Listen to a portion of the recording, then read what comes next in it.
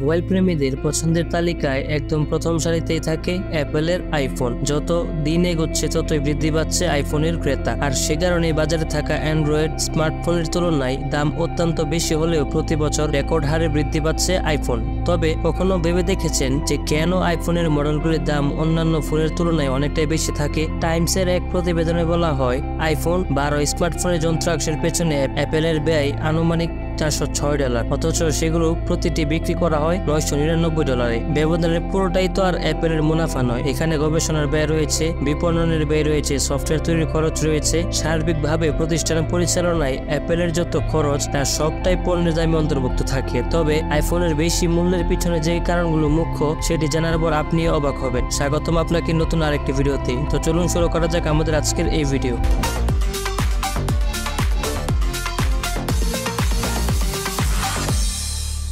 Android স্মার্টফোনগুলোর তুলনায় iPhone বেশি সুরক্ষিত। এছাড়াও আইফোনের ক্ষেত্রে হ্যাকিং এর ঝুঁকি অনেক কম থাকে, আর সেই কারণে নিরাপত্তার দিকটি মাথায় রেখে এখন অনেকে আইফোনের প্রতি আকৃষ্ট হচ্ছেন। শুধু তাই নয়, গুগল প্লে স্টোরে এমন অনেক অ্যাপস রয়েছে যেগুলো অ্যান্ড্রয়েড স্মার্টফোনে ম্যালওয়্যার পর্যন্ত পৌঁছে দিতে পারে, যার ফলে আপনার ব্যাংক অ্যাকাউন্ট পর্যন্ত ফাঁকা হওয়ার সম্ভাবনা থাকে। অ্যাপেলের আইফোন দীর্ঘদিন ধরে সঠিকভাবে পারফরমেন্স বজায় রাখে। পাশাপাশি অ্যাপেল হ্যান্ডসেটগুলির জন্য এ সিরিজের চিপসেট ব্যবহার করে থাকে, যেটি হলো কোম্পানির ইন-হাউস চিপসেট। অ্যান্ড্রয়েড স্মার্টফোনগুলোর ক্ষেত্রে দেখা যায় সেগুলো ব্যবহারের বয়স যত বাড়তে থাকে ততই স্লো হতে শুরু করে। শুধু তাই নয়, অ্যান্ড্রয়েড ফোনগুলি যতই দামি হোক না কেন, শুরুতে ভালো পারফরমেন্স করলেও পরে সেগুলো স্লো হয়ে যায়। এক্ষেত্রে আইফোন অনেকটাই এগিয়ে। অ্যাপেল কোম্পানির বড় একটি ইনভেস্টের জায়গা হচ্ছে রিসার্চ অ্যান্ড ডেভেলপমেন্ট। অ্যাপেল তাদের প্রোডাক্টগুলি তৈরি করার সময় ভালোভাবে রিসার্চের লক্ষ্যে প্রচুর অর্থ ব্যয় করে, আর সেই কারণে আইফোন তৈরির ক্ষেত্রে খরচের পরিমাণও বেড়ে যায় এবং ক্রেতাদের কাছে ফোনটি অনেকটা বেশি দামে উপলব্ধ হয়।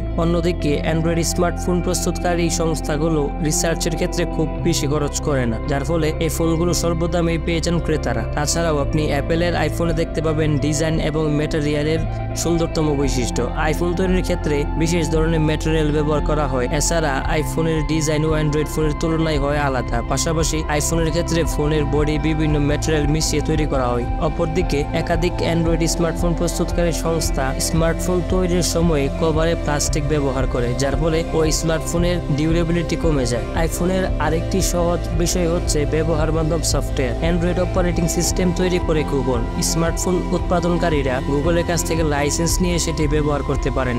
কোনো ক্ষেত্রে নিজেদের মতো করে সাজিয়ে নেন। অর্থাৎ অ্যান্ড্রয়েডের ক্ষেত্রে সফটওয়্যারের মতো গুরুত্বপূর্ণ উপাদানের খরচ একাধিক প্রতিষ্ঠানের মধ্যে বন্টনের সুযোগ আছে। অন্যদিকে আইফোনের iOS অপারেটিং সিস্টেম কেবল অ্যাপল ব্যবহার করে। এর সবকিছুই অ্যাপলের তৈরি, অর্থাৎ সফটওয়্যার তৈরির খরচ পুরোটাই অ্যাপলকে বহন করতে হয়। অন্যান্য প্রতিষ্ঠানের মধ্যে বন্টনের সুযোগ থাকলেও অ্যাপেলের মধ্যে এটি নেই। সেটি গেল একটি দিক। আরেকটি ব্যাপার হলো, যারা একবার আইফোন ব্যবহার শুরু করে তারা নাকি কখনো ছাড়তে পারেন না, কারণ iOS অপারেটিং সিস্টেম ব্যবহার বান্ধব করে তুলতে গবেষণা ও উন্নয়নে প্রচুর ব্যয় করে অ্যাপল। দিন শেষে সেই ব্যয় প্রতিটি আইফোনের উপর বর্তায়। আরেকটি সুন্দর বিষয় হচ্ছে অ্যাপলের মধ্যে অ্যাপলের ইকোসিস্টেম। অ্যাপলের ইকোসিস্টেম হলো একাধিক অ্যাপলের ডিভাইস যুক্ত করার একটি পরিবেশ, যেখানে একাধিক অ্যাপল ডিভাইস ব্যবহার করতে পারেন এর ব্যবহারকারীরা। যেমন একজনের কাছে যদি অ্যাপলের আইফোন বা ম্যাকবুক থাকে, সেক্ষেত্রে এই দুইটি ডিভাইসের ফাইল আদান প্রদান করা একেবারেই সহজ। এমনকি আইফোনে কল আসলে ম্যাকবুকে কাজ করা অবস্থাতেও ম্যাকবুক থেকে কল রিসিভ করে কথা বলা যায়। অ্যাপেলের ওয়াচ বা অ্যাপেলের হাত ঘড়ির ক্ষেত্রেও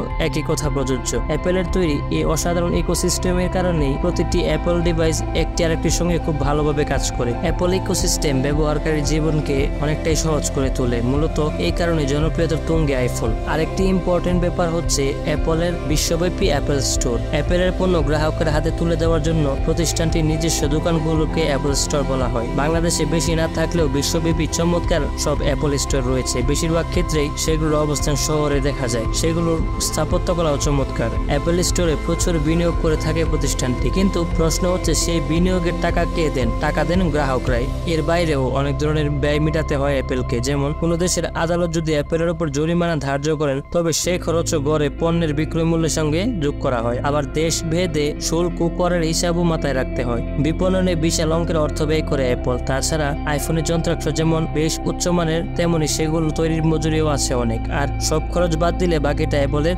লাভের অংশ থাকে। আশা করি অ্যাপল কি কারণে দামি বা কিসের জন্য দামি আপনারা বিষয়টি বুঝতে পেরেছেন। আপনাদের কি মনে হয় অবশ্যই কমেন্টস করে জানাবেন। আজকের এই ভিডিওটি এই পর্যন্তই। সকলে ভালো থাকবেন, সুস্থ থাকবেন। আল্লাহ হাফেজ।